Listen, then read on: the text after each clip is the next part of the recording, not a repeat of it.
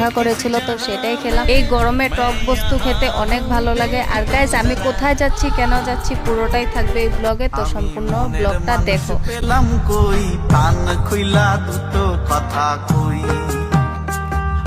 তো আমি চলে এসেছি আমার বেস্ট ফ্রেন্ডের সাথে দেখা করতে, আর আমাকে আইবুড়ো ভাত খাওয়ার জন্য নিমন্ত্রণ করেছিল, তার জন্য এখানে সুন্দর একটা শাড়ি পরে আমরা দুজন একসাথে রেডি হচ্ছিলাম কিছু ফটো ওঠার জন্য। আর গাইজ আমার অবস্থা দেখো, আমি কাজল লাগাতে সময় সব সময় আমার এরকম হয়, তোমাদেরও কি এরকম হয়?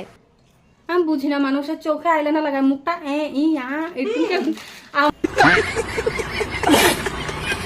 যাই হোক গাইজ, অনেক কাণ্ডর পরে এই রুটি ছাকা গরমে আমরা শাড়ি পরে রেডি হয়ে গেলাম। আর এখানে আমাকে খুব সুন্দর সাজিয়ে কাকুন্নি খেতে দিল। আর আমি না আরো অনেক ক্লিপ নিইনি, কারণ আসার সময় আমার মোবাইলটা হাতের থেকে পড়ে হসপিটালাইজড হয়ে গেল। আর এটা আমার 3 নম্বর আইবুড়ো ভাত, কারণ এর আগেও আমি আরো 2টা আইবুড়ো ভাত খেয়েছি, কিন্তু এরকম শাড়ি পরে সাজুগুজু করে খাইনি, সেটাই।